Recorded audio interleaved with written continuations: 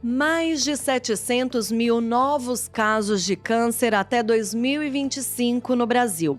Essa é a estimativa do INCA, instituto que monitora a doença no país. Se por um lado o diagnóstico de um tumor maligno assusta, por outro já existe muito conhecimento para tratamento e prevenção. Hoje no Conexão Saúde nós vamos falar além dos tratamentos convencionais, a gente vai pensar sobre como tudo na vida de uma pessoa impacta em prevenir e curar. Por isso eu te convido, vem comigo.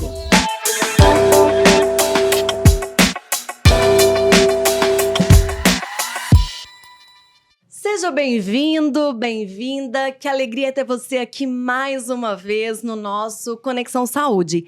Eu já vou começar pedindo para você deixar o like nesse vídeo, já se inscreve no canal se ainda não está inscrito, sabe por quê? Porque a gente tem um público fiel, mas que não se inscreve. O que acontece, gente? Não quero dar bronca, por favor, quero pedir sua ajuda. Já se inscreve no canal, ativa o sininho para saber sempre quando vai ter novidades. Deixa o seu comentário, a gente quer te ouvir. Ó, eu já cheguei dando o recado e esqueci de me apresentar para quem por acaso está chegando aqui agora, né? Eu sou Marcela Moreira e eu não ando sozinha. Quem tá aqui comigo são as minhas amigas Maria Eduarda, Adriana. Sejam bem-vindas. Ah, achei que tivesse esquecido de mim, Marcela. Jamais, jamais. Pessoal, eu queria também começar contando para vocês que quem não percebeu ainda, ou quem tá chegando aqui agora, como eu falei, que Maria Eduarda, nossa querida Duda e Adri são mãe e filha. E além disso, no caso, filha e mãe, né? A Maria Eduarda e a Adri. E elas são empresárias farmacêuticas, proprietárias da farmácia Manipulari. Sabe por que eu tô te contando tão exatamente sobre isso? Porque nasceu desse sonho, do desejo que você viva mais, que você viva melhor, através de informação sobre saúde, informação qualificada, que esse projeto passou a existir. Isso não é legal? É mais do que legal. Isso é, né, meninas, a demonstração do interesse de vocês real de que as pessoas estejam de fato esclarecidas, né? Não tem outro caminho, né, Marcela? E eu acho assim que a gente está aqui realmente para levar a informação correta e atingir todos os públicos. Por isso que a gente pede para todo mundo o interesse que eles tiverem por um assunto diferente. Passa para a gente, porque a gente está aqui para isso, para levar informação boa, correta e trazer profissionais com alto gabarito. Ai, olha, gente... o de hoje tá na lista faz tempo. Faz tempo. Antes de te contar quem é, que a gente já vai saber, eu quero pedir então para você pegar o seu celular, aponta a câmera pro QR Code e vai lá no site da Manipulari. Você já pode falar com o atendente, com o farmacêutico, lembrando que são 20 anos de história, de qualidade, de confiança. Isso significa que o que está na receita do profissional de saúde, do seu médico, é o que vai chegar na sua casa, nas suas cápsulas. A gente não pode brincar com saúde, é questão séria, é questão de confiança, e a Manipulari te entrega isso em qualquer lugar que você tiver por todo o Brasil. Então, fica aí o nosso beijo para toda a equipe da Manipulari e também o convite, é claro, para você também ir lá fazer os seus medicamentos, os seus suplementos e ficar muito feliz, ok? Então, vamos agora à nossa convidada. Olha só, ela tem uma carreira admirável, né? Eu conheci mais recentemente e fiquei muito interessada nessa questão de ela ter começado na ginecologia, passou pela homeopatia, foi colhendo ali diversos conhecimentos de muitos setores da medicina, até chegar, na verdade, ela fala que chegaram até ela, né? Os pacientes oncológicos, porque ela dá o suporte para o tratamento, para a cura, para o enfrentamento dessa doença que é tão desafiadora, né? E tem aumentado muito, né, Marcela? Ah, sim, a gente vai falar disso. Então, eu quero receber com uma gratidão enorme e um bem-vinda, doutora Renata Manuel. Muito obrigada pelo convite e obrigada pela oportunidade de falar sobre o paciente oncológico, sobre uma outra visão, uma visão que a gente chama, dentro da medicina integrativa, uma visão que acolhe não só a doença, mas também o ser. A pessoa. Falou tudo, né? Com certeza. Olha, gente, Marcela, você pensa que foi fácil trazer a doutora Renata? Não foi, amada. E pra eu falar com essa médica, gente? Ela é terrível. Ela é Mas ótima, Mas sabe por diferente. quê? Mas sabe por quê? Ela se dedica o máximo. Eu sei. Ela Deu é pra uma perceber. médica que, assim, realmente ela se entrega ao que ela faz. Exato. Eu Doutora, vou obrigada, viu, Ah, por eu você que ter agradeço. aceitado Eu o que nosso agradeço. convite. É verdade, eu também reforço, porque a gente sabe que foi um desafio, como a Duda falou, tá na agenda há um tempo, e tem a ver com a sua dedicação mesmo, e é por isso, inclusive, que a nossa expectativa é tão grande e vai ser suprida, que ao longo do nosso bate-papo todo mundo vai perceber. Espero que sim. Doutora, eu quero começar com uma perguntinha a partir de uma frase que você falou fora do ar. Você falou assim, até anotei aqui, ó. Meu foco é o paciente oncológico no tratamento, mas também na prevenção que existe dentro desse próprio tratamento. E aí eu já gostaria de te ouvir explicar o que é essa oncologia preventiva, essa abordagem diferenciada que você traz. Então, a oncologia, ela tem evoluído nos últimos anos. Os tratamentos têm ficado menos agressivos, mais eficazes, mas aí ainda a gente lida com muitos efeitos colaterais, né, dentro da oncologia tradicional.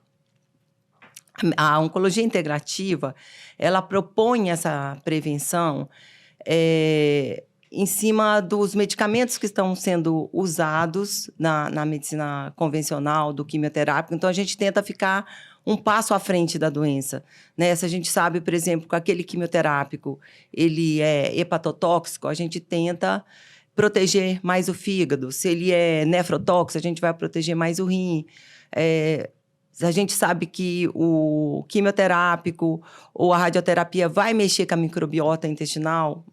A gente tenta preservar o máximo possível essa microbiota para a gente evitar diarreia ou pelo menos diminuir a incidência delas. Mucosite, que é alteração aí da flora bucal. Então, na medicina integrativa, a gente tem vários campos onde a gente pode atuar, várias ferramentas, eu diria assim, né? Desde medicamentos convencionais até esses tratamentos complementares, tipo fitoterapia, homeopatia, medicina chinesa, os medicamentos da medicina antroposófica. Então, a gente utiliza uma gama aí de opções e consegue realmente, ou se não retirar, minimizar muito os efeitos colaterais. Complementa, né? Então, seria uma associação de tratamentos, né, sim, doutora? não é uma opção alternativa, eu falo, é sempre uma opção complementar. A ideia é sempre auxiliar o trabalho do oncologista convencional, não excluir o oncologista, porque eu estou salientando isso, porque existe essa confusão, né, de achar que a medicina integrativa é uma medicina alternativa. Não existem duas medicinas. Existe medicina bem feita e medicina que não é bem feita. O melhor resultado é quando a gente associa tudo. Todas as possibilidades que a medicina traz. Sim. Desde a possibilidade tecnológica até a possibilidade clínica ali do dia a dia, de mudanças de hábitos, de estilo de vida. Então, a oncologia integrativa, né, essa visão integrativa dentro da oncologia, ela visa isso, proporcionar qualidade de vida. Então, em termos de qualidade de vida, não tem como a gente não falar em prevenção, né? Porque eu penso que hoje a oncologia, a medicina foi evoluindo, mas a gente vê que os casos de tumores não estão reduzindo. Então, alguma coisa está errada. Então, o que eu pergunto assim, aonde que nós médicos estamos falhando? Sim. A pergunta é essa. Onde que a gente não está atingindo um bom resultado? E eu acredito, assim, isso já é uma opinião particular, que falta investimento em prevenção. Porque quando a gente fala em fazer exame, ele já é uma prevenção secundária. Então, quando, por exemplo, você faz um rastreamento de câncer de próstata, um rastreamento de câncer de mama, é uma detecção precoce. Você não está, na verdade, naquela prevenção primária, que é evitar que a pessoa tenha o câncer. Claro, não deixa de ser uma prevenção, porque você ter uma detecção precoce aumenta muito a chance de cura. E é importante ter essa prevenção. sim, essa prevenção secundária. Mas a prevenção primária, às vezes, Mas ela é de dentro deixada pra de fora, lado. talvez? A prevenção primária é o que você vai fazer para você não ter o câncer. Para que ele não surja, né? Para que ele não surja. O que você pode fazer? Uhum. Porque os cânceres, cerca aí de 10%, alguns no máximo 20%, ele tem relação genética. Uhum. É baixo. A gente 80%, vai, uma pergunta a gente minha vai aqui. aprofundar isso Né? mesmo, Ô, Rê, Então. acho que você até respondeu mais ou menos. A gente sabe que os cânceres nos últimos 10, 15 anos dobraram ou até triplicaram, quadruplicaram, Sim. não sei dizer números exatos. E a gente também sabe que a expectativa de vida aumentou. As pessoas estão vivendo mais.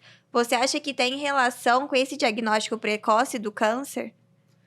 Tem relação, sim, mas não é só isso. Então, assim, à medida que as pessoas vão envelhecendo, você vai acumulando toxinas, vai acumulando ali alterações de DNA, mutações que aumentam o risco de câncer. Então, a idade por si, ela já é um fator de risco. Mas só isso não explica esse aumento do câncer. Porque aumentou muito, né? Aumentou muito. Eu tenho um número, em 15 anos dobraram. Nós tínhamos 350 mil, hoje a gente está falando de 700 mil. Sim. Nossa. Então, assim, aumentou o diagnóstico mais precoce, acho que as campanhas são super válidas, mas aumentaram os números. Então, a pergunta que fica é essa. Onde que nós estamos falhos Ainda em tem prevenção? falha, Tem né? muita coisa. E qual é a sim. sua análise? Se o diagnóstico... Estilo de vida. Então, Aqui, coisas então, Então, básicas. você está respondendo já a próxima pergunta. Qual é? Os fatores causadores. Se é só genético? Então, a gente tem fatores genéticos e fatores epigenéticos. São Certo. genéticos aqueles que você nasceu, você herdou do seu pai, uma herança familiar. Isso é menos de 10%. Ou, vamos colocar 10%. 90% são relacionados ao estilo de vida. O ambiente que você vive, se tem toxina ou não. A gente está exposto muito à radiação Micro-ondas. ionizante. Metais pesados, vírus, bactérias, estresse, né? O estresse é um grande fator de risco, porque você muda toda a bioquímica do corpo. Alimentação ruim, sobrepeso, tabagismo é clássico. Tabagismo aumenta o risco para todo tipo de câncer, e alguns ele aumenta muito. Obesidade aumenta muito o risco, etilismo, né? Bebida alcoólica. Então, esses fatores, eles são totalmente preveníveis. Uhum. Então, se a gente vê que Evitáveis. 90%, Depende essa de nós, mudança, né? isso, depende da gente. Por isso que eu falo, esses 10%, mesmo tendo o gene, você pode silenciar um gene oncogênico. Uhum. Também, como às vezes numa família, você tem 3 mulheres que têm um gene para ter um câncer de mama, por que 2 ou uma tem e as outras não? Uhum. Aí você vai olhar o fator, às vezes, comportamental, né? Tem uns pilares básicos que a gente trabalha em prevenção. E é em cima disso que a gente vai pensar, olha, se você quer diminuir o seu risco de câncer, você não quer ter, você tem que fazer a lição de casa, que é corrigir isso. Meu coraçãozinho bate. Mas é isso aí, né? Estilo de vida. Estilo A gente de vida. vai passar por esses pilares que você comentou. Antes de a gente entrar neles, eu queria entender, assim, para a gente poder ilustrar para quem está nos ouvindo, nos vendo, quais são? A gente tem cerca de 20 tipos de câncer no Brasil mais frequentes, mais incidentes. E você disse que 90% dos casos são evitáveis. Então, a gente consegue fazer uma associação direta, por exemplo, se eu paro de fumar, eu evito ter câncer de pulmão. É que o câncer, ele é multifatorial. Uhum. Então, nunca é um fator. Então, quando a gente fala assim, estilo de vida, ele está envolvido vários fatores. Uhum. Então, quando você corrige isso, você diminui muito o seu risco. Uhum. Né? Então, vamos dar um exemplo. Obesidade para câncer de mama. Aumenta muito, porque a gordura, ele é um tecido endócrino que produz hormônios que aumentam o risco de câncer de mama, câncer de próstata e outros cânceres também. Mas esses são os mais clássicos, onde que a gente tem mais estudos em cima disso.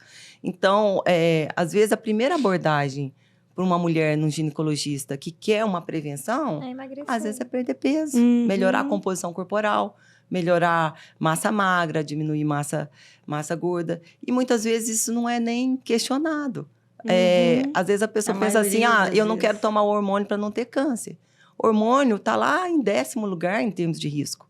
A gente tem 9 fatores antes para trabalhar. E nem sempre o hormônio aumenta, e que aí já é outra discussão, se deve ou não. Mas que aí a gente entra, outro campo. Mas o que eu estou querendo dizer? Que às vezes é corrigir a alimentação. Então, assim, não é uma coisa só, não é só o cigarro. O cigarro é o principal, porque a quantidade de toxinas... Foi excelente esse exemplo que você deu, ficou muito claro pra gente. Obesidade, câncer de mama, tabaco, cigarro, câncer de pulmão. Tem mais algum outro que você gostaria de demonstrar? Ele não aumenta só o risco de câncer de pulmão. Todo mundo pensa, mas eu não vou parar de fumar. Mas todos os cânceres, porque a quantidade de toxinas você predispõe a qualquer tipo de câncer. Coisa, então, sim. ele é número 1 para qualquer tipo de câncer. E tem mais algum que você se lembra, assim, dessa associação direta? Porque é muito bom a gente conseguir demonstrar para nossa audiência. Sim, tem, por exemplo, o HPV com câncer de colo, de útero, câncer de vulva, câncer de pênis, câncer de garganta também tem a ver. Então, assim, tem excesso, sedentarismo, por exemplo, aumenta risco de câncer. Quase todos, câncer de próstata, câncer de mama, câncer de colo, de intestino, tem a ver com sedentarismo. Então, todas esses pilares que a gente fala de qualidade de vida, você pode prevenir um câncer, porque todos têm relação. É que dentro de qualidade de vida tem muitos pilares, né? Muito. Não é só comer, não é só exercício. Então, eu falo assim, não é difícil, mas é trabalhoso, porque envolve mudança de vida, envolve uma mudança de consciência. Sim. Né? Nós vamos mergulhar em cada aspecto. Queremos entender. Dri, é você? Não, eu já falei dos fatores causadores. É a Duda. É a Duda. Da quimioterapia, Dudu. Então vamos lá. Olha, até me perdi. Doutora, eu vou ler essa que eu me perdi. Além do tratamento primário, quimioterapia, radioterapia e cirurgia, quais são os tratamentos que entram como suporte? Então vamos aos pilares, né? O suporte, aí a gente vai falar de uma infinidade de possibilidades que a gente tem. Então, a gente tenta individualizar cada caso. Então, por exemplo, dieta é super importante em todos os cânceres. Hoje já não se admite mais, você tem câncer, pode comer o que você quer. Não. Né? Por quê? Porque o câncer tem muito a ver com inflamação. E o açúcar, né? Vilão, né? Com os alimentos inflamatórios.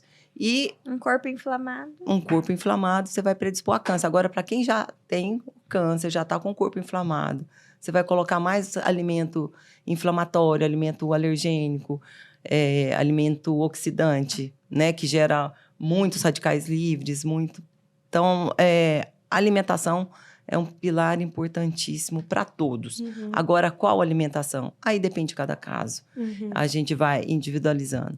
Então, os nutracêuticos, os suplementos, porque você imagina que um corpo já está debilitado, ele tem um câncer, ele falta uma vitamina B12, falta uma vitamina D, o sistema imunológico não funciona bem. Então, é muito importante. Por isso, a importância da suplementação. A suplementação. Né? Esse é o primeiro pilar que você está dizendo? Não. É a dieta? Dos pilares de... Eu divido assim... Vamos falar nos pilares? Porque aí a gente vai destrinchando. Ótimo. Né? Então, eu divido a saúde... Ela está embasada em 4 pilares. Certo. Então, físico, o emocional, o mental e o espiritual. Cada pilar desse, você tem vários itens ali. Então, vamos pensar o que a gente precisa para ter uma saúde física. Primeira coisa, alimentação de qualidade. Não tem como você ter a saúde se você não alimenta bem, né? Porque a gente é o que a gente come. É aquilo que vai construir o nosso corpo. Então...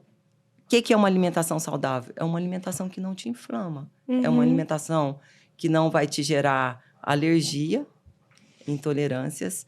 Então, isso é muito particular. Porque tem gente que vai ter alergia à banana, outro vai ter.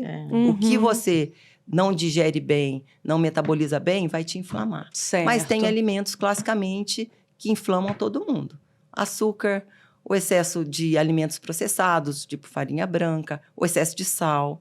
Então, o sal refinado, porque o sal ele é um alimento. Viu, Você Dudu? pegar um sal integral, um sal do Himalaia, um flor de sal, ele tem ali pelo menos 40, 45 minerais. Se for um sal muito bom, 70 minerais. O sal refinado, tem ele tem nada. só cloreto de sódio, cloro e sódio. Não tem nada ali de alimento, ele não é um alimento. Começa por aí. Os óleos vegetais que não são prensados a frios, eles já vêm... eles já são Oxidados, inflamatórios, né? já vêm oxidados para sua mesa. Então, usar um óleo, uma gordura de boa qualidade, um azeite, o óleo de coco, os óleos prensados a frio. E os óleos têm muito poder curativo também, né? Então, você, por exemplo, tem o óleo de semente de abóbora. Ele Perfeito. trabalha numa enzima que melhora a próstata, melhora o crescimento prostático. Então, acrescentar isso como na alimentação. As brascas, né, que é couve-flor, couve de Bruxelas, o brócoli, eles diminuem a incidência de câncer de mama e de câncer de próstata, porque também trabalham nessa conversão hormonal dos hormônios que aumentam esse risco. Então, alimentação de qualidade, alimentação variada, é muito importante. Então, começa por aí. Porque Primeiro um corpo pilar. desnutrido, Não ele faz vai... nada. Exatamente. Ele vai ter mais chance de ter uma mutação, de ter uma alteração ali de DNA, de passar uma célula tumoral. Atividade física. Atividade física é super importante, né? Primeiro porque você oxigena mais o corpo, você diminui nível de estresse, você libera substâncias ali que são anti-inflamatórias, você libera hormônios de prazer, que geram felicidade, que geram mais alegria. Você melhora o sono, quem faz atividade física, melhora a composição corporal, diminui a insulina, que é outro risco para câncer de mama. Quase ninguém dosa insulina. Então, os cânceres têm muito a ver com insulina alta, os cânceres endócrinos. Então, a atividade física é o segundo ponto do primeiro pilar. Sono de qualidade, que hoje quase ninguém tem, né? Então, às vezes a pessoa dorme 8 horas, mas acorda cansado. Então, o sono ele tem que ser reparador. Então, fazer higiene do sono, não ficar com o celular até tarde, dormir horas suficientes e tem que acordar descansado. Sono de qualidade não é aquele sono com medicamento. Né? Então, porque as pessoas falam, durmo bem, mas eu uso tal medicamento a vida pra inteira. dormir. Sim, porque quando você está dormindo, tem um tanto de reações no seu corpo que está fazendo um detox do corpo, fazendo uma faxina, limpando aí a parte cerebral. Quando você tá dormindo, o corpo ele não está ali parado, está exercendo várias funções. Então, as pessoas que não dormem bem vão ter mais doenças neurodegenerativas, doenças cardiovasculares e câncer. Certo. Posso só fazer um PS O no sono é sono? muito Sim. importante, né? Você falou de medicação. Essa suplementação, você acha que complementa, tipo, um triptofano, uma melatonina? Ajuda muito, o O magnésio. magnésio. E às vezes você só corrigindo aquele déficit nutricional, você já corrige o sono. Sem Isso usar uma serve para medicação, tudo? né? Voltando à questão aí da Serve, alimentação, sim. a suplementação nutricional é uma prática comum do tratamento dos seus pacientes? Todos.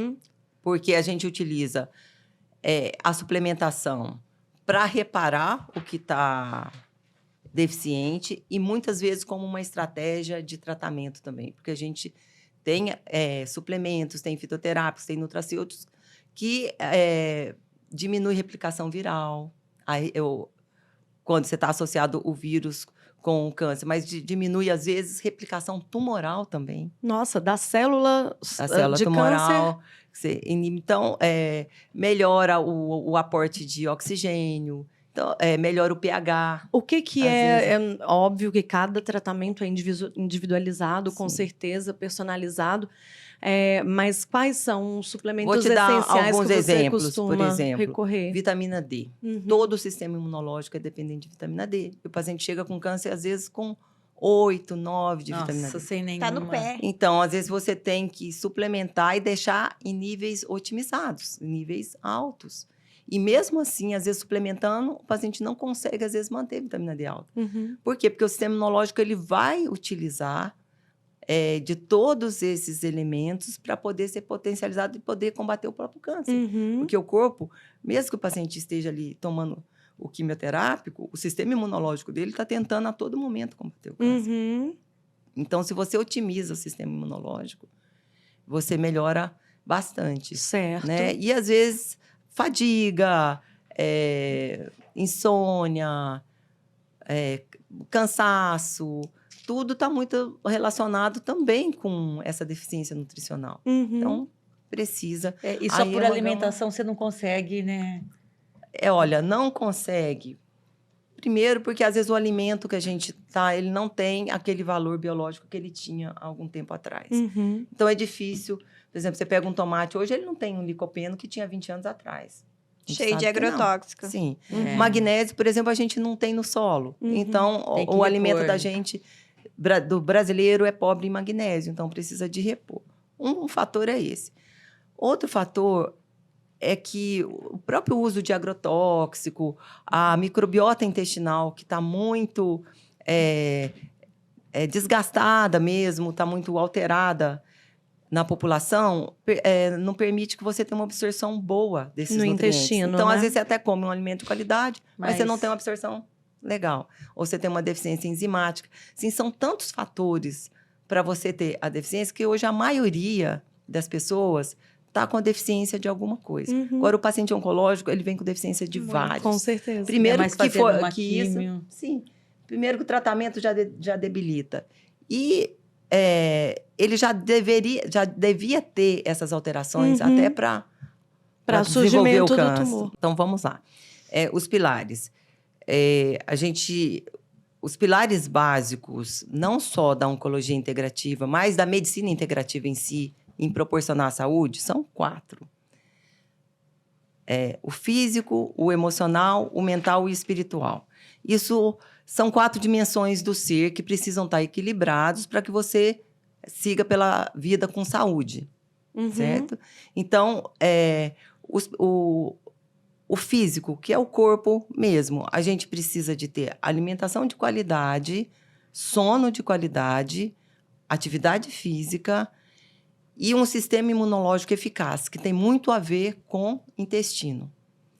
Porque 70% do sistema imunológico está ali no intestino. Se você não tem um intestino saudável, não tem um sistema imunológico saudável. Uhum. Então, esses são os 4 fatores dentro Do desse físico. primeiro pilar, Uhum. dentro do físico. Do emocional e do mental, o controle de estresse é o mais importante, porque é o que desequilibra, muitas das vezes, o mental e o emocional. Uhum. Então, um trabalho estressante, relações que são tóxicas, ou relações profissionais, relações pessoais, relações sociais. Então, a gente tem sempre que estar cuidando dessa parte. Por quê? Porque o estresse, ele vai liberar um monte de... vai alterar a bioquímica do corpo, vai liberar o cortisol, que vai diminuir o sistema imunológico. E outra dimensão que é pouco falada, que é a dimensão espiritual. Que às vezes até parece estranho o médico citar isso, que não tem a ver com religião, mas tem a ver com propósito de vida. Uhum. Né? Então, que faz parte também da saúde. Né? As pessoas que têm um propósito de vida, que conseguem lidar com a vida sobre outro aspecto, num aspecto de fé, de gratidão. Tem um propósito. Exatamente. Elas acabam tendo maior resiliência Uhum. e superando sabedoria. melhor a Independente doença. de religião. Independente Ô, de doutora, religião. posso te fazer uma pergunta? Nem tá no roteiro. É uma confusão minha, eu acho que pode ser de muita gente. Mental e emocional. O que difere? O mental, ele está muito relacionado... Por exemplo, tem pessoas que são negativas, que têm pensamentos negativos, por exemplo. Tá. Então, é difícil de diferenciar, porque o mental e o emocional, ele está muito ligado. Mas, por exemplo, quem cultiva pensamentos positivos tem uma chance Carrega maior de coisa se boa. recuperar. Uhum. Por quê? Porque o pensamento negativo, ele gera uma mudança também bioquímica. O cérebro, ele funciona sempre no presente. Então, ele não entende o que é passado, o que é futuro. Então, por exemplo, se você está sempre remoendo uma situação negativa, Você vai você carregar traz para o coisa presente toda a mudança bioquímica da situação que ocorreu lá atrás. Então, uma coisa que eu falo para os E pacientes pensar do futuro também. isso, Como aí é que gera a uma Ele não vai ansiedade. entender, Isso, né? Exatamente. Então, cultivar pensamentos positivos é muito importante para você manter a saúde. Porque a mesma mudança bioquímica que você tem ruim num pensamento negativo, você tem bom no pensamento positivo. Então, a gente tem que ter caixinhas de coisas, de lembranças boas para a gente utilizar. Porque todo mundo tem pensamento negativo em algum momento. Você tem que voltar. Mas é treinamento. É. Uhum. Então, o que eu falo para o paciente, a gente tem que treinar. Isso é treino, né? A hora que surgir um pensamento negativo, você colocar um pensamento positivo. E, de preferência, aquele pensamento que ele traz uma carga emocional muito impactante. Situações muito impactantes. Falo para as mulheres, geralmente o nascimento do filho, casamento, uma formatura, que traz toda aquela emoção. Naquele momento, você traz toda aquela emoção. Uma vez me ensinaram, inclusive foi numa igreja, a substituir pensamento ruim por pensamento bom. Uhum. É uma prática que a gente consegue fazer, Sim, né, doutora? Você vai criando um trilho cerebral e aquilo vai ficando automático a hora que vem. E é tão importante assim, você dizer que é bioquímico o processo, porque às vezes a gente fica achando que é uma coisa mística. Não. Acontecem processos metabólicos orgânicos. Olha, é tão fácil de explicar isso. Você vê o paciente com síndrome do pânico. Ele não está numa situação real. Ele acionou um gatilho cerebral, que o corpo dele entendeu que ele está em perigo. Uhum. E ele tem toda a alteração bioquímica, sente o coração bater forte, E ele sente que vai desmaiar. Faz e aquilo acontecer, é real, né? Sim. E não é real, a mente Sim. criou. Então, esse... Do mesmo modo que o seu organismo pode se mobilizar para te socorrer daquilo que não existe, mas está te fazendo mal, você poderia mobilizar o seu organismo para te defender numa situação em que você está doente. Né? Então, doutora, então, falando dos seus pilares, eu vou fazer uma pergunta sobre alimentação. sim. Tá? Teria uma alimentação diferenciada para quem quer prevenir e para quem está em tratamento? Tem. São estratégias diferentes. Então, quando você lida com prevenção, é uma estratégia. Em paciente em tratamento, é outra. Por quê? Porque você tem que ver a situação que o paciente está naquele momento. Então, prevenção... a dieta variada, a gente retira aqueles alimentos. É claro, muitas coisas vão sobrepor. O jejum É importante. é importante. Agora, em tratamento, aí algumas coisas você tem que ser mais radical. Por exemplo, retirar mesmo o açúcar. Tudo que, às vezes, na prevenção, a gente até libera um açúcar de boa qualidade, mel... um açúcar mascavo, dependendo se o paciente não tiver com sobrepeso e tal.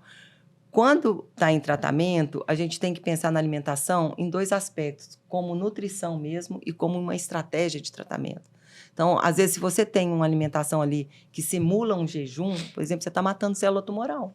O que seria esse jejum que você mencionou? O jejum intermitente, ele é considerado... a partir de 14 horas ou 16 horas para você fazer uma cetose. Quando você está em jejum, o seu corpo está só removendo toxinas. Ele não está gastando energia para digerir alimento, com reações enzimáticas. Ele está te desintoxicando, cai também a insulina. Então, ele é muito benéfico. Várias culturas têm essa prática do jejum. Uma vez por semana, tá bom? Com prevenção, sim. Como prevenção? Sim.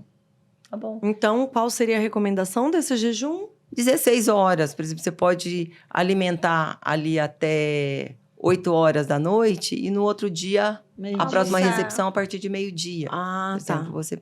É possível. Sim. então. É possível, não é difícil. Com água normal. Pode Com tomar água normal, sim. sim. Uhum, Só ok. Só alimento com mesmo. alimentação. É fácil de fazer. Os pacientes se adaptam bem, ajuda a manter o peso, cai a insulina, ajuda a fazer um detox do corpo. E muito fácil, né? Uhum. Cita... Ai, perdão. Pode continuar. Então, em termos de alimentação, mais importante do que deixar de comer é você comer o que precisa comer. Então, por exemplo, o que eu citei do brócolis, da couve-flor, Da bruxela. é um alimento que deveria ter na mesa todos os dias, uma das classes. Porque a gente sabe, os trabalhos mostram uma eficiência na prevenção de câncer de mama e câncer de próstata. Uhum. Então, vale a pena. As frutas, principalmente as frutas vermelhas, né, que são ricas em antioxidantes, os legumes. Isso falando em prevenção. Quando a gente entra em tratamento, aí eu tenho uma preocupação que precisa manter massa muscular. Então, muda um pouquinho a estratégia. Mas isso é de paciente para paciente, porque tem paciente que entra para um tratamento oncológico, mas ainda está muito saudável. Aí a gente consegue ter uma mais fácil, maleabilidade maior. Né? Então, se está em tratamento, dependendo do tipo de tumor, a gente tira a carne vermelha, porque ela é inflamatória, ela está ligada também ao desenvolvimento de tumor, o excesso da carne. Então, aí é muito individualizado. Da realidade de cada paciente. Da alimentação, né? Mas tem, então, a gente Sim. pode... Uma dúvida Mas que são surgiu estratégias- sobre isso, perdão. Alimentos orgânicos têm essa diferença? Eu sei que é até inacessível para boa parte da Sim. população. mas o que você Infelizmente, assim, pensa? acho que no Brasil a gente não tem tanto acesso aos orgânicos assim. O ideal seria os alimentos orgânicos, por causa dos contaminantes. Uhum.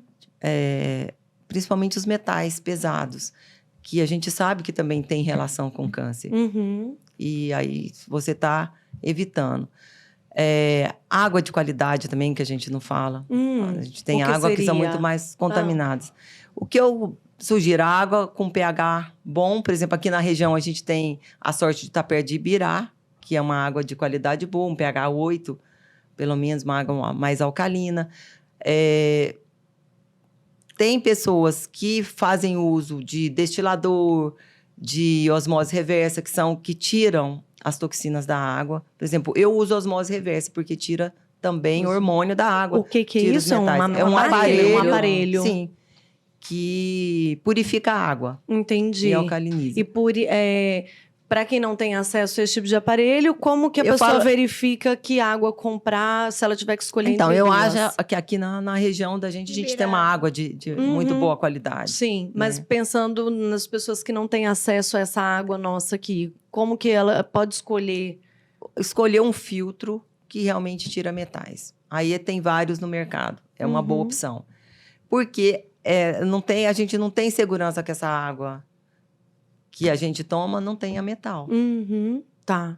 Não tenha contaminante. Porque pode até sair da estação sem estar contaminado, mas passa por tubulação. Às vezes a tubulação dessa casa é antiga, solta cobre, solta A própria liga. embalagem, né? Embalagem, por exemplo, embalagem de plástico que vai viajando no sol, liberando bisfenol. Então, Ixi, é muito fator, né? é muito muito. fator para contaminar a água. E nós somos 70% de água, 65%, 70% de água.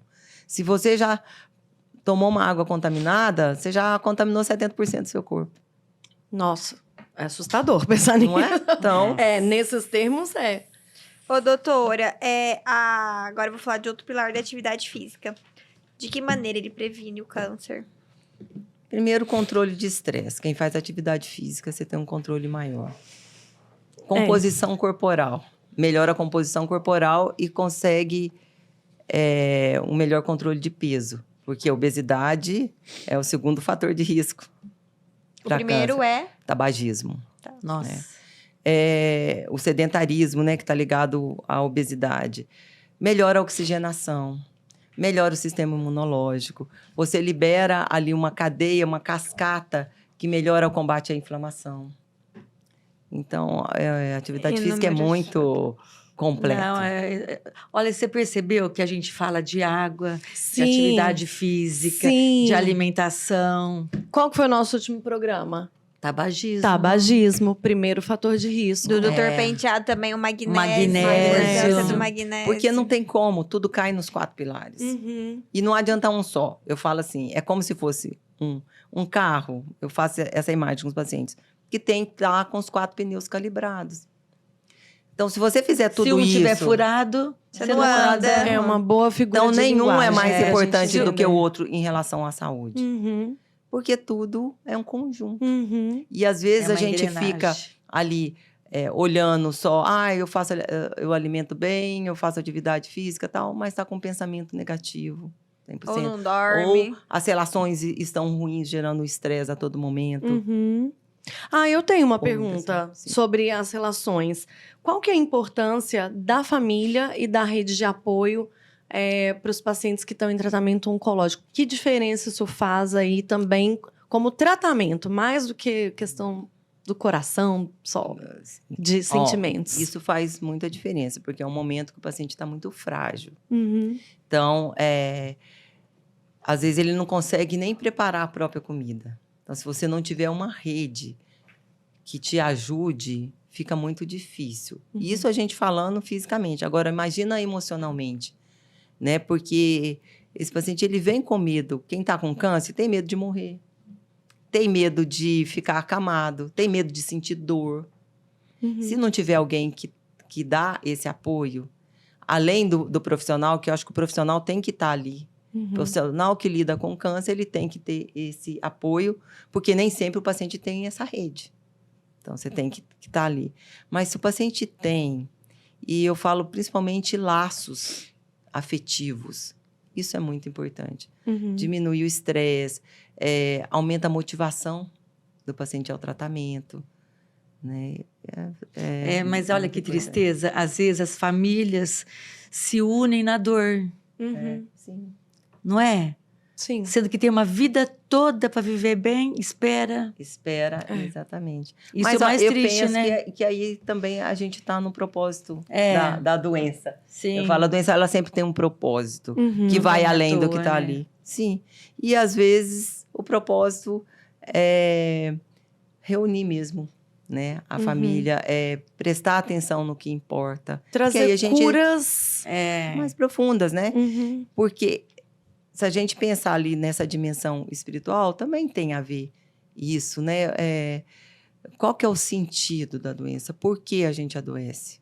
Uhum. Né? A doença ela não é um castigo, Uhum. né? Ela talvez seja para despertar a gente para algo maior.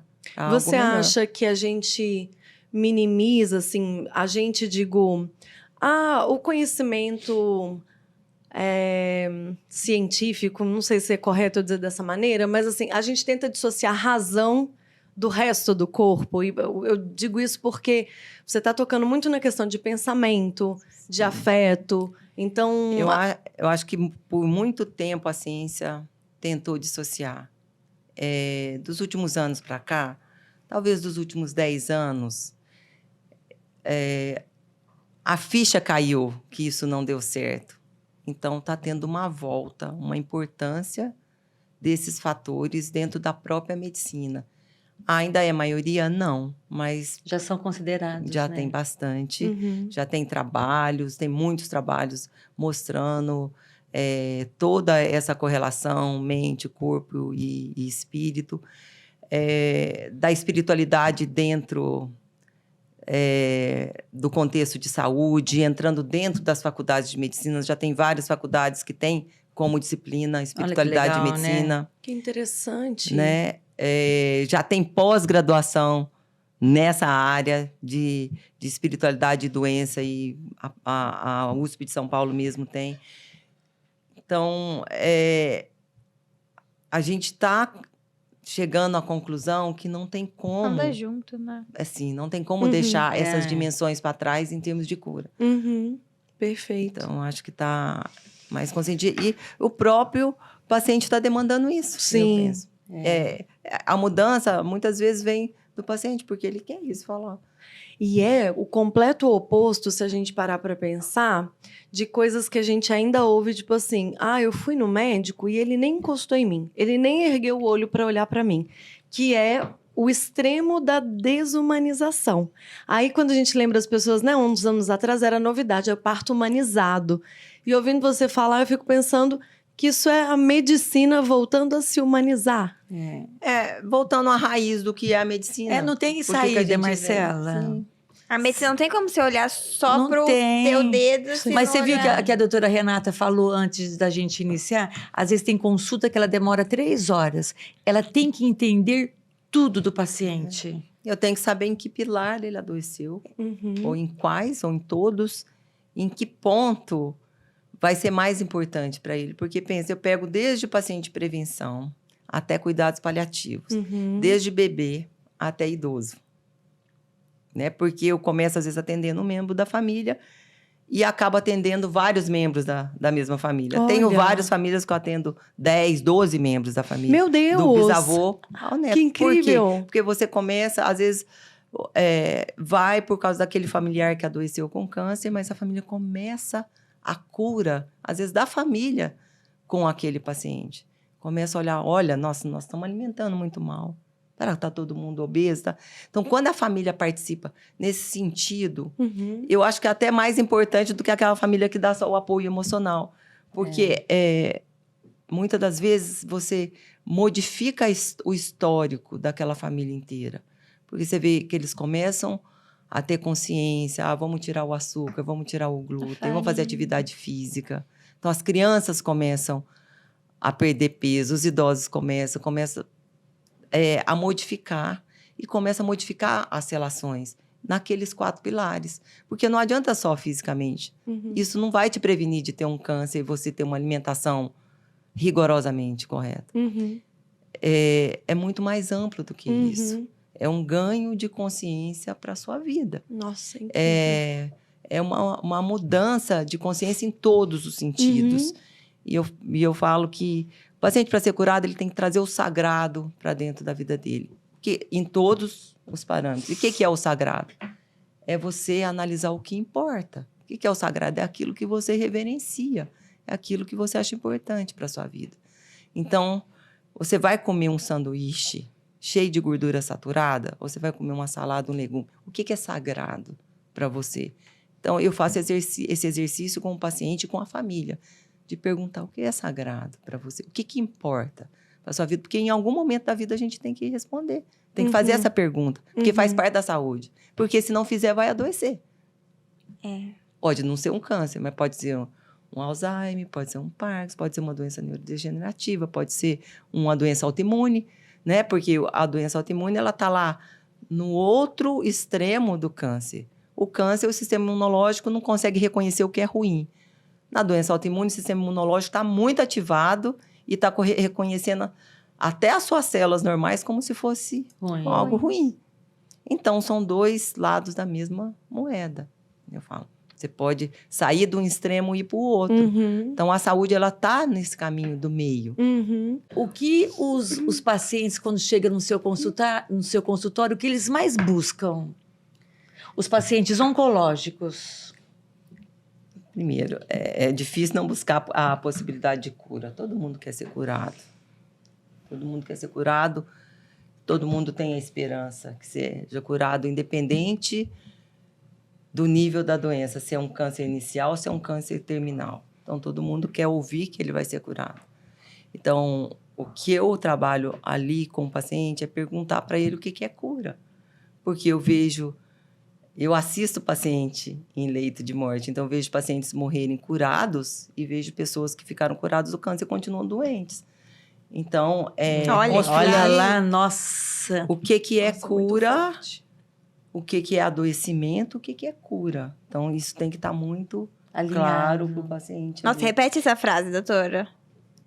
Nossa, forte Coloca isso, hein? a frase que tem pacientes que morrem curados e tem pacientes que ficam livres de câncer, mas não estão curados. Né? Porque não estão curados na sua vida, na sua dimensão, não estão mais felizes. Todos os pacientes que foram curados do câncer, eu faço a pergunta: hoje, como é a sua vida em relação a antes? Todos respondem: hoje a minha vida é mais feliz. Porque fez o processo de cura. Porque a cura é um processo. Né? Então, esses 4 pilares que eu me baseio, eles são só a porta de entrada. Aonde que eles vão dar? Cada ser humano é único. Cada doença é única. Cada trajetória de cura é única. Por isso que é um trabalho... hoje eu falo que é mais até de consciência.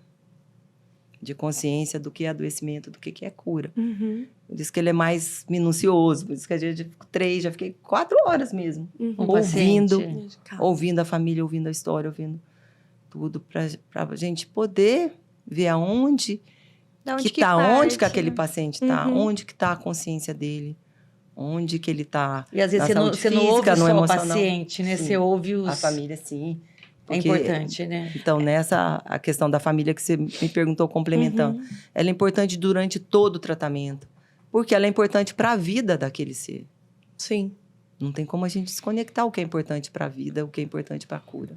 E você falou de cura. Tem uma resposta única do que é a cura ou para cada pessoa ela vai dizer? Não tem, porque eu não sou dona da verdade. Eu tenho a minha resposta de cura. Cada paciente tem dele. E eu tenho...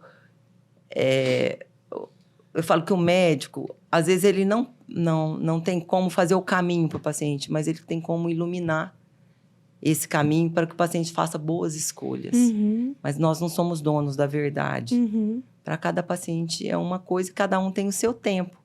E isso também é um amadurecimento que eu tive durante a prática, né, da medicina integrativa, porque era uma coisa que me fazia muito sofrer. Porque eu falava assim, não, mas o paciente não pode comer isso, mas ele está comendo. O paciente não pode. Hoje, eu penso, as pessoas têm o direito da escolha. Elas têm o direito de ver. A gente pode orientar, mas cada Fazer, pessoa não. tem Dela. o direito da opção. Eu tenho que oferecer boas opções Uhum. e aceitar a escolha do paciente. Então, aceitar o que é cura para ele, né? É um exercício que às vezes é difícil, porque às vezes não é o que é cura para mim. E você pode dar exemplos, assim, do que são, de coisas que as pessoas trazem como cura para elas? Posso sim. Então, por exemplo, de um paciente com câncer de pâncreas.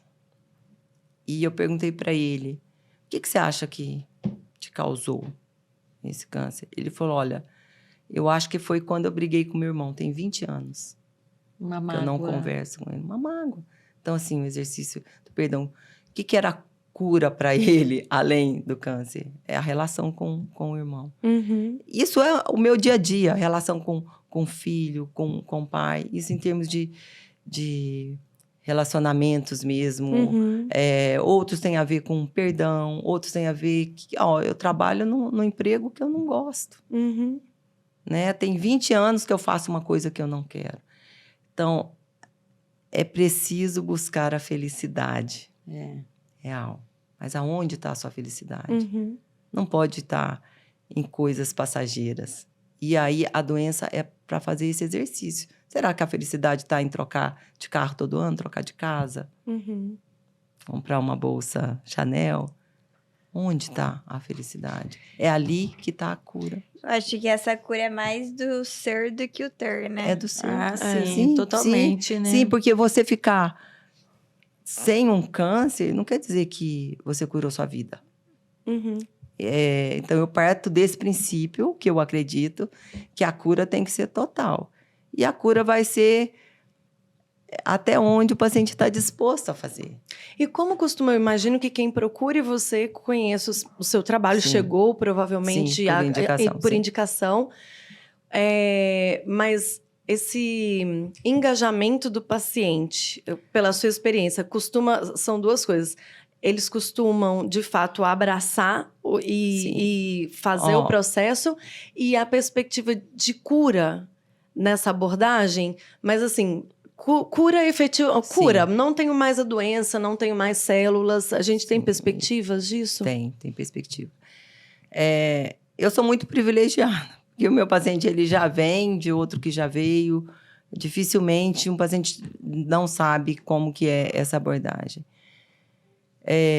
Talvez porque eu seja muito empolgada com relação à cura, eu acho que sempre tem a possibilidade Você de acredita, cura. né, Renata? Eu acredito. Então, essa possibilidade sempre existe, independente ali do estadiamento que o paciente chega. Sempre existe. Só que eu entendo que são muitos fatores, muitas variáveis para serem trabalhadas. O paciente ele é sempre muito generoso comigo, porque eu já vi paciente falar assim, doutora, me consolar. Assim, pouco tempo, tipo na véspera que vai morrer, doutora, fica tranquila. Eu consegui 5 anos da minha vida, 6 anos, e eu consegui fazer. Então, você sabe o paciente que morreu curado. Sabe? Porque é paz, o luto é menos doloroso para a família aceita mais. Porque fez essa trajetória de cura, independente. E outros ficam curados do tumor mesmo, conseguem regredir isso, independente de estar com químio, de não estar. Porque consegue potencializar o sistema imunológico, consegue mudar a vida, consegue perder peso, vai para a atividade física, muda a alimentação e consegue potencializar tanto o sistema imunológico que fica. E tenho vários que ficam combinados e fazem químio, fazem rádio, superam aquilo, passa, parece que nunca teve nada, mas modificaram também a vida dele. Por quê? Porque depois do tratamento, o paciente continua com risco. Ele tem um risco do câncer voltar. Então, o paciente ele tem que estar vigilante. O câncer é uma doença crônica, igual é um diabetes, igual é uma pressão alta. A vida inteira vai ter que estar. Mas quando o paciente ele tem essa mudança, a primeira coisa que eles falam, hoje eu sou feliz, hoje eu sou mais feliz do que antes. Vê a importância da cura para o paciente nesse nível. É muito diferente do paciente ficar eu tive um câncer, fiquei com aquela sequela. Então, você muda a sua visão em a relação postura à diante da vida, né? Com certeza. Isso é trabalhoso para o médico, é trabalhoso para o paciente, mas vale a pena. Eu sou uma apaixonada pela medicina, por isso que eu fiz várias áreas. Então, cada vez que eu faço uma área assim, de uma medicina com uma abordagem diferente, eu falo como é válido tudo. Né? Do mesmo jeito que a gente não é dividido, a medicina ela não é dividida, ela é uma coisa só. Né? Então, eu acho que essa paixão, essa coisa de acreditar no ser humano, eu acho que eu quero morrer velhinha fazendo medicina e acreditando nessa possibilidade de cura, sempre. Independente, sempre. Maravilha. Ô, doutora, nós temos um quadro que chama Receitinha, que é uma dica prática para quem está nos assistindo. E eu queria que você falasse como uma receita mesmo, o que a gente deve fazer para evitar o câncer. Os principais. Alimente-se bem, pratique atividade física, cuide das suas relações, tenha pensamentos positivos, seja útil para as pessoas. Assim, a sensação de ser útil a alguém fortalece seu sistema imunológico, te mantém vivo por mais tempo do que as suas células, às vezes, demonstram, do que os seus exames demonstram. Então, ajudar ao próximo gera uma sensação de bem-estar. Eu costumo dizer o seguinte, na vida a gente só tá sempre oscilando em 2 polos, no que ajuda e no que é ajudado. A gente tem que aprender a transitar pelos 2. Só que se a gente tiver que optar por ajudar, muito é melhor. né? Com né? certeza. Então, porque essa sensação de ser útil fortalece o seu corpo e as suas células. Tem muitos pacientes que mantêm vivo só por essa sensação. Porque, às vezes, os outros pilares estão tão ruídos, mas esse mantém. Sustenta. E eu conheço vários. Tem essa possibilidade, essa bênção de perceber. Então, é o que eu falaria. Ô, doutor, e o sono? Como que entra nessa prevenção de câncer ou manutenção de saúde, talvez? Sim. O sono, ele tem que ser reparador. Se você acordou cansado, o sono não é reparador. Como que ele entra? Quando você está dormindo, você tem um tanto de alterações bioquímicas, reações dentro do corpo, que está fazendo o detox, está corrigindo, está liberando, por exemplo, melatonina. A melatonina é um hormônio anticâncer também. É antioxidante e anticâncer. Então, você tem várias alterações hormonais durante o sono que melhoram o seu sistema imunológico e melhoram a sua capacidade de resposta a doença. Aí, um dos motivos é esse. Olha, então a melatonina, ela é Super anticâncer se importante. você não dorme. Você Porque a não melanina só produz. produz à noite. Sim. Você não produz. No outro dia você está cansado, você está mais estressado, seu sistema imunológico está ruim. Ô, doutora Renata, o sono reparador que você fala teria 3 horas, 4 horas? Ou Não, para cada a gente um, fala assim, como é que é? para cada um é de um jeito, mas a gente tem um mínimo, pelo menos ali de 5 horas, porque é o tempo para você ter pelo menos um ciclo de picos sonos de- profundos, de entrar no sono profundo. Mas 5 Né? é pouco, né, gente? Não, o mínimo. É o mínimo. Tem Extremo. pessoas que têm esse hábito, dormem 5 horas e acordam descansadas e Bem. tal. A maioria precisa de 6 horas. E eu pra- preciso de 8. É. Sim, então respeitar. Respeitar. Observar. Ô, doutora né? Renata, você fala muito de espiritualidade. Muito. Eu queria que você falasse um pouquinho mais, porque eu acho assim, um tema envolve tudo na espiritualidade. Tá em tudo. Tá. Você consegue me... Essa dimensão espiritual não tem a ver com religião, com a crença de cada um, tá? Ela tem a ver com propósitos de vida mesmo, com o que você faz ali da sua vida. Então, as pessoas que têm um propósito, eu vou te dar um exemplo. Como que a gente vê mães com 80 anos cuidando de filhos excepcionais de 50, 60 anos, cadeirantes que não comem, que não falam, são extremamente dependentes. Como que elas dão conta? 24 horas por dia, 365 dias por ano. Porque eu já perguntei isso para a mãe. Ela falou, doutora, porque não tem ninguém para cuidar do meu filho. Se eu não cuidar, não tem ninguém. Então, eu tenho que carregar peso. Carrega o filho de 50 quilos na maca, coloca. O que é isso? É a sensação de ser importante para o outro. De ser útil para o outro. Mães de filhos excepcionais. A gente tem uma turminha de mães que os filhos com doença neurológica. Elas vão lá, elas vão na físio, o dia inteiro. Vão na fono. Como que elas aguentam? tem não energia para adoecer? isso, né? Como que elas têm?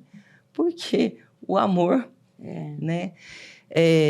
Então, o amor pode ser muito curativo também, porque ele fortalece o seu sistema imunológico via liberação de substâncias que fortalecem, de moduladores, de substâncias anti-inflamatórias, de alteração da bioquímica, de reduzir a adrenalina, de modular o sistema simpático e parasimpático. Então, existe uma explicação bioquímica. Mas existem explicações que estão além. Por exemplo, quem tem fé tem mais resiliência. Porque o que é a fé? É você entender que você está no lugar certo, na hora certa, que tinha que passar por aquilo, que tem algo maior Não que rege. sofre, né? Isso te dá resiliência, exatamente. Então, eu costumo falar para o paciente, olha, a dor, ela é inevitável, mas o sofrimento é opcional. Então, quem tem esse pilar espiritual mais Entender, fortalecido, né? entende que eu falo, olha, a gente vai passar por esse momento. Sim, vai ter dor, porque não tem como. Tem cirurgias que são mutiladoras. A quimioterapia não é nada engraçado em termos de efeitos colaterais, a rádio. Mas a gente pode passar por isso sem sofrimento. Então, essa dimensão espiritual. E aí eu peço, geralmente, os pacientes, faz uma lista do que é importante e o que não é. O que vale a pena sofrer pelo que não vale a pena. Invariavelmente, eles voltam. Olha, 80% da minha... Não vale a não pena. vale a pena sofrer. Com certeza, Então, né? Interessante. essa dimensão da espiritualidade é como você se posiciona diante do mundo e diante das coisas. Então, quando eu falo traga o sagrado para a sua vida 24 horas por dia, eu estou exercitando esse pensar na espiritualidade. Uhum. Né? Porque o que é sagrado? Para cada um é uma coisa, mas ele vai ter ali uma lista de prioridade. Eu falo, olha, a gente tem que pensar no que é bom para a gente, no que é bom para o outro, no que não prejudica a natureza, no que prejudica a sociedade. Ali você já está dentro de um sagrado. Que são coisas Já é que muita importam. coisa, Olha né? aqui, Sim. doutora Renata, é dar amor, Sim. é receber amor, Sim. Exatamente. Então, né? gratidão. Fala, vamos exercitar a gratidão, porque às vezes a gente não sabe agradecer por exemplo, vai ir no banheiro, não tá com uma colostomia, às vezes não tá com uma traqueostomia, poder falar. A gente esquece, Uhum. né? Poder tomar sol. Quantas pessoas não podem? Porque... Olha aqui o privilégio da gente estar aqui compartilhando. Com certeza. né? Ela vai falando. Só Realmente a gratidão gente vai mesmo. ficando até emocionada. Não, eu posso tô falar? muito tocada. Marcela, eu até me perdi hoje um pouco, Renata, porque isso mexe tanto comigo. Eu acho assim, é um assunto muito importante. Muito. É. Porque modifique, porque a gente, além disso, se a gente pensar na cura individual e pensar em termos de espiritualidade, na cura do planeta, se a gente não modificar o ser, a gente não consegue modificar. Uhum. Então, eu penso, o médico ele também é um educador. Porque essa educação para a saúde, ela tem a ver com tudo isso, porque está tudo interligado. Uhum. Né? E quando a gente faz essa educação, a gente gasta, né? Porque não é gastar esse tempo conversando com o paciente, você está mudando não só ele, você está mudando Uma mundo, trajetória porque você consegue de- despertar você consegue mudar. E aí, daqui a um tempo, eu sonho em viver num mundo onde todos vão estar saudáveis. Mas se não fizer isso, a gente não vai chegar Uhum. nesse... A gente não pode desistir, né? doutora Nem uma Renata? geração, é claro que talvez eu vou morrer e não vou ver isso. Mas as gerações que vêm, um dia vão E chegar. fora o no mundo impacto viver. disso, né, para imediato para a pessoa que está passando por esse processo, para a família que está inserida nesse processo, Sim. é uma transformação, é Olha, mudar a doutora trajetória de uma Renata família ali, inteira. Ela é psicóloga, ela é uma nutróloga, ela é tudo, porque olha que ela tem que tratar, às vezes, da família. E eu imagino que tenha todo um suporte multidisciplinar, né? Porque Tem os Sim. colegas que dão, tem os meus médicos maravilhosos também que me dão esse suporte. Aham. Porque você consegue... O Bert Hellinger, da Constelação, ele falava que você consegue levar o paciente só até onde você foi. E é verdade.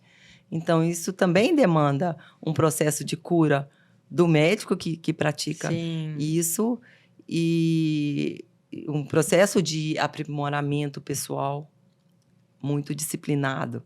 Uhum. Porque você lida com questões muito profundas, muito importantes, muito relevantes. Uhum. E então, se você também não estiver bem, não tiver clareza, né? Isso só o tempo mesmo, o aprendizado ali, o paciente é o grande mestre do médico, sempre. Então, a gente está sempre aprendendo. E sou muito grata aos meus mestres pacientes, porque eles me ensinam muito todos os dias. Eles me ensinam o que é cura a todo momento. E todas as vezes eu ouço frases. Esse tempo atrás eu ouvi uma frase de um paciente. Eu estava naquele dia a dia corrido e toda amassada, né? E eu falei para ele, nossa, me desculpa com o avental todo amassado. Ele falou assim, não, doutora, seu avental não está só amassado, ele está impregnado de lágrimas e de suores. Olha Porque dos pacientes que você abraça. Eu fico emocionada. Porque... E é isso, eu abraço o paciente, eu Você pego e o sente a dor paciente dele, chora no né? ombro. Eu aprendi isso com o Abraçar, paciente, né? ele tem que estar com o avental amassado mesmo, de lágrimas e suores e abraços, Nossa. né? Se envolve mesmo, né? Doutora Renata, a gente precisa fechar o episódio. A gente não queria, a gente quer continuar. Inclusive, ouvindo essas histórias que você traz, porque... Até emociona, né? Sim, e a nossa mudança passa pela emoção também, pela maneira como isso atravessa a gente, né? E eu tenho... Às vezes a gente fala, e o que a gente tá precisando é ser alcançado assim mesmo no coração para conseguir fazer as mudanças necessárias. Mas, Marcela, você sabe o que hoje eu peguei aqui para mim o de mais importante, que a gente pode tornar a vida mais leve. Em tudo, e qual seja o Isso, contexto. Né, doutora É essa Renata? a ideia. Essa a ideia. Acho que a mensagem Com maior certeza. para mim é que tudo pode ficar mais leve. Com certeza. Já tá chorando. A gente precisa fechar. Eu só quero colocar uma pergunta mais, assim, um pouquinho prática, pensando mesmo que a gente é assistido, doutora, A gente tem um canal, graças a Deus, que já temos milhares de pessoas ali, tanto no Instagram como no YouTube, Spotify. É um privilégio quem pode acessar um profissional que vai ter essa dedicação. Mas a gente sabe que não é a realidade da maioria das pessoas. Mesmo pensando na grande população brasileira, existe hoje sensibilidade dentro das equipes que tratam essas pessoas para ter essa abordagem. A gente até falou, né? O parto humanizado foi uma grande novidade e que se popularizou e que alcançou, inclusive, a rede pública de saúde. Você mencionou USP, hospitais de referência. Isso já é uma prática que as pessoas podem buscar? Sim, já tem muita coisa. Já tem equipes multidisciplinares que conseguem. Eu não sei aqui em Rio Preto se tem. Assim, porque eu fico muito restrita ao meu consultório. Eu acho que desse nível não, né, doutora Renata? Eu não sei, mas a gente tem que pensar que existem pessoas, médicos humanizados em toda a rede, em toda a área. Sempre sim. vai ter. Às vezes não consegue fazer essa abordagem tão completa. Sim, mas no própria rede, sim, eu penso que tem vários médicos, porque essa abordagem mais integrativa, mais ampliada, os estudos estão cada vez mais mostrando isso e mostrando que dá resultado e que a gente consegue.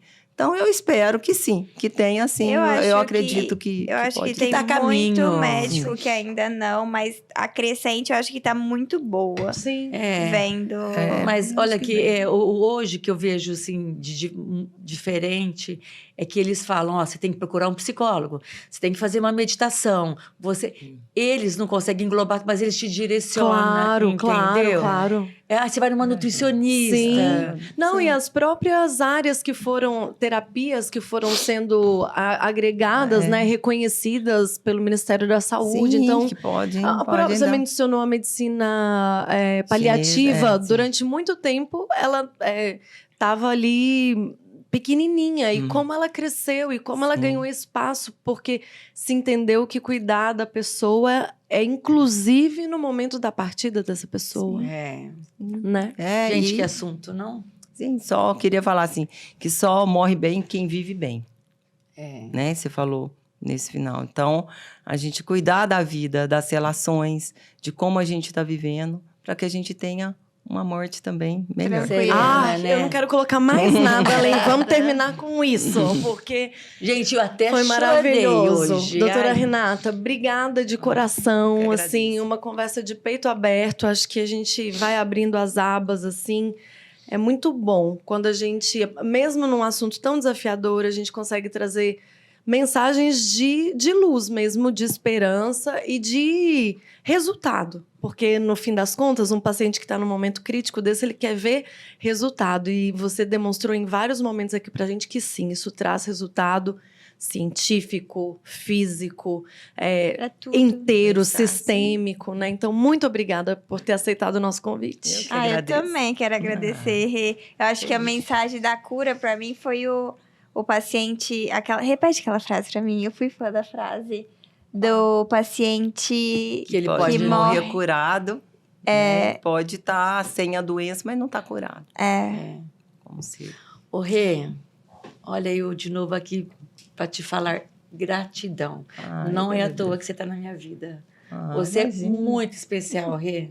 Você tem uma espiritualidade, você ficar perto da doutora Renata é muito gostoso. Porque, olha... Rê, gratidão. E como que você recebe seus convidados, Adriana? Eu trouxe uma lembrancinha para você, querida. Para você deixar o seu consultório mais cheiroso. É um carinho, tá? Obrigada, gente. É um carinho para voltar. Ai, meu Deus, adoro os cheirinhos. Eu também. O clima muda até. Nossa, adoro. Muito bom, né? Doutora, obrigada, muito obrigada. Pessoal, enquanto elas se despedem, a gente também vai deixando o nosso abraço, nossa gratidão por ter ficado até aqui conosco. A gente tem certeza que essa conversa alcançou você aí do outro lado, tanto quanto a gente que está aqui na mesa. A gente te pede, por favor, né, Duda? O que a gente pede? Curtida, seguir a gente, as estrelinhas no Spotify, deixa o comentário, envia aviãozinho pra todo mundo, dispara, porque esse assunto todo mundo deve assistir, gente. Precisa. A gente tá falando de saúde. Então, ajuda a espalhar essa mensagem. É de coração que a gente pede. É só isso que a gente pede. Porque a gente quer mesmo fazer essa grande rede de pessoas que estão se movendo para viver mais, para viver melhor, de maneira completa e feliz. A gente te espera dia 3 de setembro no nosso próximo episódio. Então, já ativa o sininho, se inscreve no canal para ser avisado. E, mais uma vez, muito obrigada. Ah, mas eu aprendi hoje a agradecer. Gratidão. Obrigada.